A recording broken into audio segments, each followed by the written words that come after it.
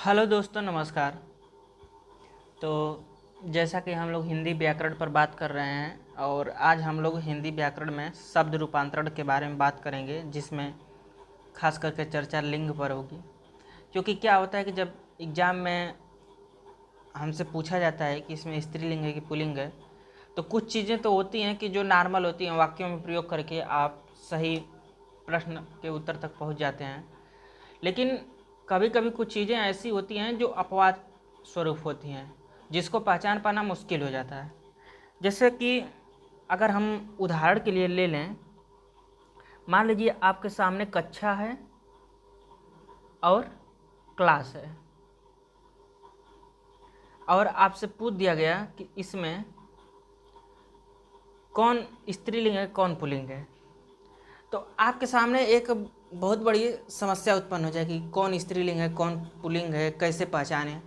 जैसे मान लीजिए अगर पूछ दिया कोई कि धनिया धनिया स्त्रीलिंग है कि पुल्लिंग है, तो ऐसे चीज़ों को जानने के लिए ही हम लोग आज की कक्षा करेंगे, ताकि ये जान सकें कि कौन स्त्रीलिंग है कौन पुल्लिंग है, इसकी सही पहचान क्या है, अपवाद स्वरूप कितने शब्द हैं, महत्वपूर्ण शब्द कौन कौन से हैं जिसको ध्यान में रखना चाहिए कभी किसी भी कंपटीशन के एग्ज़ाम के लिए। तो आइए शब्द रूपांतरण को देख लेते हैं और लिंग के बारे में बात कर लेते हैं। तो परिभाषा, विकारी शब्दों यानी कि संज्ञा, सर्वनाम, विशेषण और क्रिया, ये विकारी शब्द हैं। में विकार उत्पन्न करने वाले कारकों को विकारक कहते हैं। लिंग वचन कारक काल वाच्य से शब्द के रूप में जो परिवर्तन होता है वही विकारक है। तो सबसे पहले हम लिंग पर बात करेंगे। लिंग का अर्थ होता है चिन्ह या पहचान। व्याकरण के अंतर्गत लिंग उसे कहते हैं जिसके द्वारा किसी विकारी शब्द के स्त्री या पुरुष जाति का होने का बोध होता है, यानी कि जिससे स्त्री या पुरुष जाति का बोध होता है वही लिंग है। हिंदी में जो लिंग है वो दो प्रकार का होता है, स्त्रीलिंग और पुल्लिंग। जबकि संस्कृत में स्त्रीलिंग, पुल्लिंग और नपुंसक लिंग, तीन लिंग होते हैं। पुल्लिंग किसे कहते हैं? जिससे पुरुष जाति का बोध होता है उसे पुल्लिंग कहा जाता है। जैसे गोविंद, अध्यापक, मेरा, काला, जाता। स्त्रीलिंग जिससे किसी स्त्री जाति का बोध होता है वहाँ पे स्त्रीलिंग होता है। जैसे कि सीता, अध्यापिका, मेरी, काली, जाति। ठीक है। अब लिंग की पहचान करने के लिए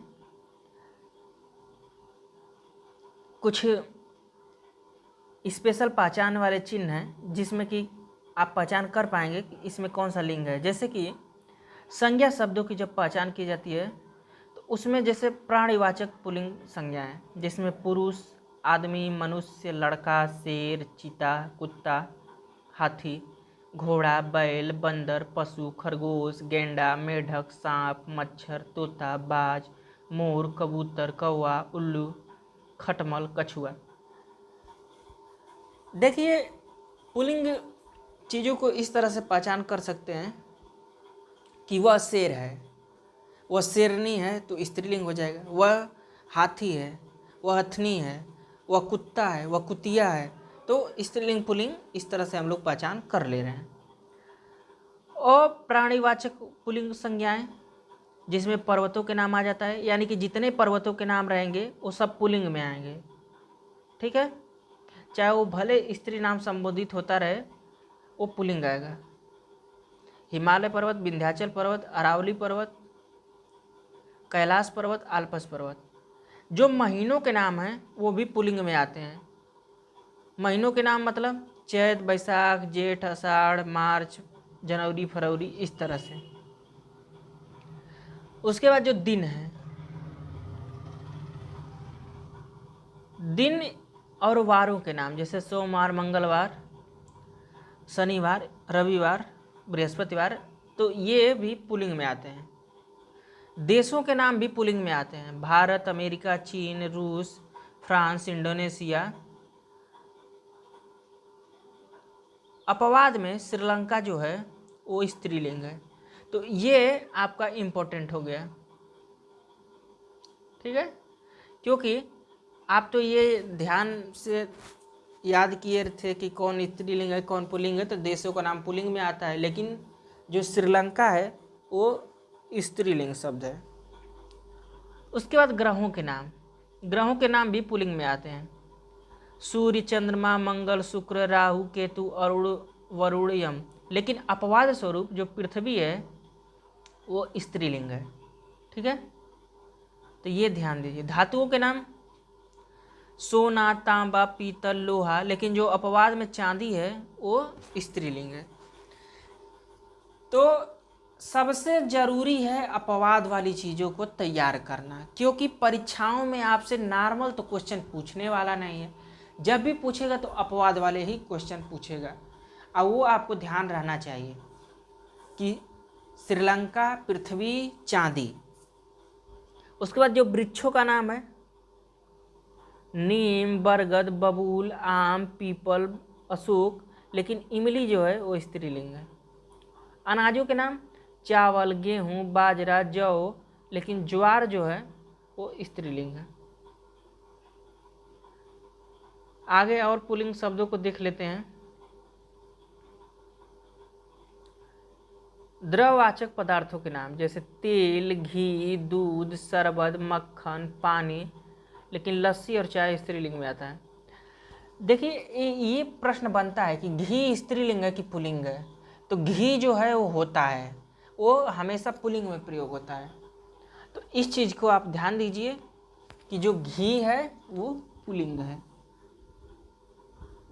यानी कि एक तरह से ये कह सकते हैं कि जो पेय पदार्थ हैं वो हमेशा पुल्लिंग में आते हैं। जैसे शरबत भी है तो पुल्लिंग ही है, मक्खन भी है तो पुल्लिंग भी है। समय सूचक नाम क्षण, सेकेंड, मिनट, घंटा, दिन, सप्ताह, पक्ष, माह, ये सब पुल्लिंग में आते हैं। लेकिन जो अपवाद स्वरूप है रात, संध्या, साय, दोपहर, देखिए दोपहर स्त्रीलिंग है, दोपहर होती है, दोपहर होता नहीं है। इसके बाद वर्णमाला के वर्ण स्वर तथा क से ह तक व्यंजन ई री को छोड़ करके ये पुल्लिंग में आते हैं। समुद्रों के नाम हिंद महासागर, प्रशांत महासागर, ये भी पुल्लिंग है। मूल्यवान पत्थर रत्नों के नाम हीरा, पुखराज, नीलम, पन्ना, मोती। देखिए अब मोती से आप समझेंगे कि ये स्त्रीलिंग है तो मार देते हैं हम स्त्रीलिंग में, लेकिन नहीं, जो मोती है वो आपका पुल्लिंग है। माणिक्य और अपवाद स्वरूप में जो मणि है वो आपका स्त्रीलिंग है, यानी कि मोती पुल्लिंग है, मणि स्त्रीलिंग है।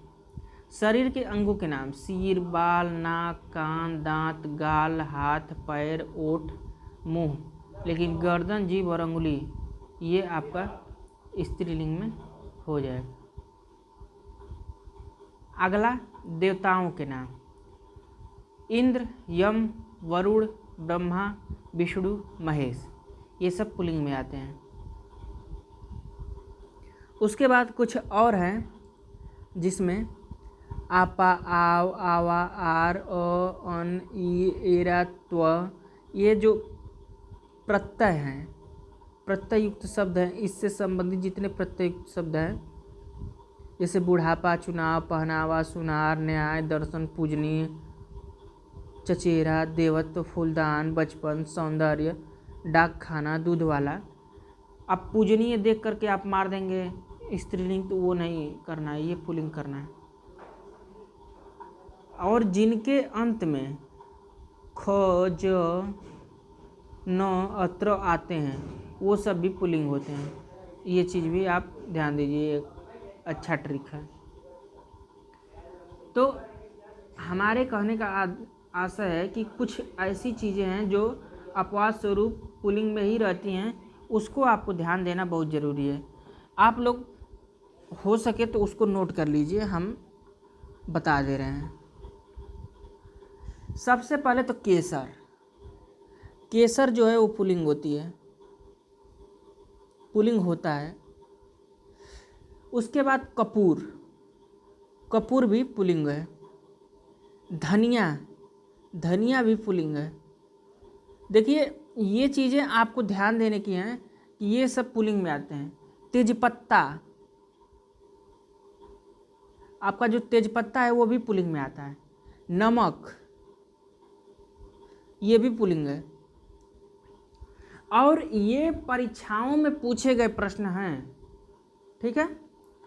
नमक के बाद आपका मोती, मोती भी पुल्लिंग है। मणि स्त्रीलिंग है। मोती के बाद तेल पुल्लिंग है। शरबत वो भी पुल्लिंग है। घी ये भी पुल्लिंग है। इसके बाद पक्षी, पक्षी भी पुल्लिंग होता है, ये ध्यान दीजिए। मच्छर, मच्छर भी पुल्लिंग होता है।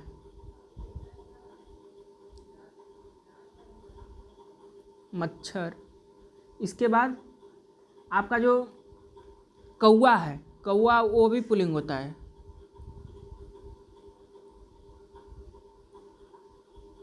इसके बाद तीर, तीर भी पुल्लिंग होता है। सरोज, देखिए जिसके अंत में ज रहेगा वो शब्द पुल्लिंग रहेंगे, तो सरोज में अंत में ज है, जलज में भी अंत में ज है, पंकज में भी अंत में ज है, तो ये सब पुल्लिंग है। प्याज, प्याज भी पुल्लिंग है, ये चीज़ ध्यान दीजिए। दही, दही देखिए दही तो बहुत इम्पोर्टेंट है, ये भी पुल्लिंग है। तो आपको इतने शब्दों को ध्यान देना है कि ये सब पुल्लिंग है, ठीक है। आपका जो क्लास है ये भी पुल्लिंग है, जबकि कक्षा जो है वो स्त्रीलिंग होती है, ठीक है। तो इतने शब्दों को आप जरूर ध्यान दीजिए, ये आपके लिए बहुत ज़रूरी है। अगर हो सके तो इसको कहीं नोट डाउन कर लीजिए। केसर, कपूर, धनिया, तेजपत्ता, नमक, मोती, तेल, शरबत, घी, पक्षी, मच्छर, कौवा, तीर, सरोज, प्याज, दही, क्लास, ये सब आपके पुल्लिंग शब्द हैं, ठीक है। अब आइए हम लोग स्त्रीलिंग शब्द पर चर्चा कर लेते हैं कि स्त्रीलिंग शब्द कहाँ पे होंगे और कौन सी उसकी पहचान है स्त्रीलिंग पहचानने की। तो ये है स्त्रीलिंग संज्ञा शब्दों की जो पहचान है, उसमें तिथियों के नाम जैसे प्रथमा, द्वितीया, एकादशी, अमावस्या, पूर्णिमा, ये स्त्रीलिंग। भाषाओं के नाम हिंदी, अंग्रेजी, उर्दू, जापानी, मलयाली, ये भी आपका स्त्रीलिंग हो जाएगा। उसके बाद लिपियों के नाम देवनागरी, रोमन, गुरुमुखी, अरबी, फारसी, ये भी आपका स्त्रीलिंग है। बोलियों के नाम ब्रज, भोजपुरी, हरियाणवी, अवधी। नदियों के नाम गंगा, गोदावरी, ब्रह्मपुत्र, व्यास। नक्षत्रों के नाम रोहिणी, अश्विनी, भरणी। देवियों के नाम दुर्गा, रमा, उमा। महिलाओं के नाम आशा, शबनम, रजिया, सीता। लताओं के नाम अमरवेल, मालती, तुरई।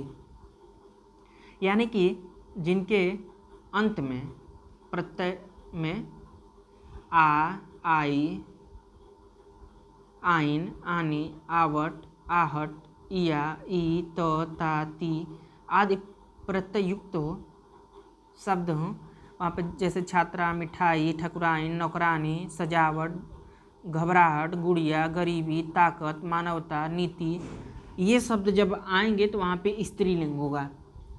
और स्त्रीलिंग के कुछ जैसे महत्वपूर्ण शब्द हैं उसको भी आप लोग नोट कर लीजिए, जिसमें लावा, लावा आपका स्त्रीलिंग है। लावा के बाद बाण, बाण भी स्त्रीलिंग है। इसके बाद मिर्च, मिर्च आपका स्त्रीलिंग है। सरसों, ये भी स्त्रीलिंग है। तो ये चीज़ आप ध्यान दीजिए, ये शब्द जो हैं वो स्त्रीलिंग में प्रयोग होते हैं। तो ये अगर मान लीजिए कहीं भी आपसे पेपर में या परीक्षाओं में कहीं पूछा जा रहा है तो ये बहुत इम्पोर्टेंट है, ये ज़्यादातर पूछा ही जाता है कहीं ना कहीं। इसके बाद आगे हम देखते हैं लिंग परिवर्तन के नियम क्या हैं। तो पुल्लिंग से स्त्रीलिंग बनाने का जो नियम है वो शब्द के अंत में आ, ई, ई लगा करके बना दिया जाता है। जैसे छात्र का छात्रा, पूज्य का पूज्या, इसी तरह देव का देवी, पुत्र का पुत्री, नाना का नानी, लड़का का लड़की, इस तरह से करके स्त्रीलिंग में हम लोग पुल्लिंग को परिवर्तित कर देते हैं। या प्रत्यय लगा कर भी कर देते हैं। या प्रत्यय लगा करके जैसे बूढ़ा का बुढ़िया, इका प्रत्यय लगा के बालक का बालिका, आनी प्रत्यय लगा करके देवर का देवरानी, ठीक है। नी प्रत्यय लगा करके शेर का शेरनी, शब्द के अंत में ई के स्थान पर इन प्रत्यय लगा करके हाथी का हथिनी, तपस्वी का तपस्विनी, स्वामी का स्वामिनी, इस तरह से हम लोग स्त्रीलिंग बनाते हैं। आइन प्रत्यय लगा करके भी बनाया जाता है। जैसे चौधरी का चौधराइन, ठाकुर का ठाकुराइन, मुंशी का मुंशी आइन। वान के स्थान पर वती प्रत्यय लगा करके बनता है, गुणवान की गुणवती। मान के स्थान पर मति लगा करके श्रीमान का श्रीमती। ता के स्थान पर त्री लगा करके कर्ता का कर्त्री, नेता का नेत्री। शब्द के पूर्व में मादा लगा करके भी स्त्रीलिंग बनता है। जैसे खरगोश का स्त्रीलिंग मादा खरगोश, भेड़िया का मादा भेड़िया, भालू का मादा भालू। क्योंकि इसके स्त्रीलिंग शब्द होते नहीं है तो मादा लगा करके बना दिया जाता है। अब कुछ भिन्न रूप वाले कतिपय शब्द हैं। जैसे कवि का कवित्री, वर का वधू, विद्वान का विदुषी, वीर का वीरांगना, मर्द का औरत, साधु का साध्वी, दूल्हा का दुल्हन, नर का नारी, बैल का गाय, इस तरह से बनते हैं। कुछ विशेष है उसको देख लेते हैं। तारा, देवता, व्यक्ति आदि सब संस्कृत में स्त्रीलिंग होते हैं किंतु हिंदी में पुल्लिंग। तो देखिए संस्कृत से हमको लेना देना है नहीं, हमको लेना है हिंदी से, और ये होते हैं हिंदी में पुल्लिंग। तारा, देवता, व्यक्ति, ठीक है, ये पुल्लिंग है। तो इसको आप ध्यान दीजिए, ये आपके लिए ज़रूरी है। इसके बाद कुछ आगे हैं, ये भी नियम देख लीजिए, ये आपके लिए ज़रूरी होंगे। आत्मा, बुध, देह, बाहु आदि शब्द संस्कृत में पुल्लिंग है किंतु हिंदी में स्त्रीलिंग। यानी कि आत्मा, बूंद, देह और बाहु ये स्त्रीलिंग है हिंदी में। संस्कृत में ईमा प्रत्यांत शब्द महिमा, गरिमा, लघिमा, सीमा पुल्लिंग होते हैं, लेकिन यहाँ पे हिंदी में स्त्रीलिंग है। यानी कि महिमा, गरिमा, लघिमा, सीमा ये स्त्रीलिंग है। अप्रत्यांतक जय, विजय, पराजय संस्कृत में पुल्लिंग होते हैं, लेकिन यहाँ हिंदी में स्त्रीलिंग है। तो ये चीज़ भी आप ध्यान दीजिए, जय, विजय और पराजय स्त्रीलिंग है। कृत और तद्धित प्रत्ययों से बने विशेषण कर्तृवाच्य शब्द स्त्रीलिंग या पुल्लिंग शब्द के साथ यथावत ही प्रयुक्त होते हैं। जैसे आकर्षक दृश्य या घटना, दैदीप्यमान, प्रकाश या ज्योति, परिचित पुरुष या महिला, धार्मिक संगठन या संस्था, धर्मज्ञ पुरुष या नारी। तो ये सब जो होते हैं वो भी पुल्लिंग के शब्द होते हैं और वैसे ही प्रयोग होते हैं। सर्वनाम में लिंग के आधार पर कोई परिवर्तन नहीं होता है। ये क्वेश्चन पूछा गया है, कई एग्जामों में पूछा गया है कि किस में लिंग के आधार पर परिवर्तन नहीं होता है, तो सर्वनाम में। जैसे मैं जाता हूँ तो ये भी मैं सर्वनाम है, मैं जाती हूँ वो भी स्त्रीलिंग हो गई, फिर भी मैं जाती हूँ, मैं कभी नहीं बदला। तो सर्वनाम के आधार पर लिंग परिवर्तन नहीं होता है।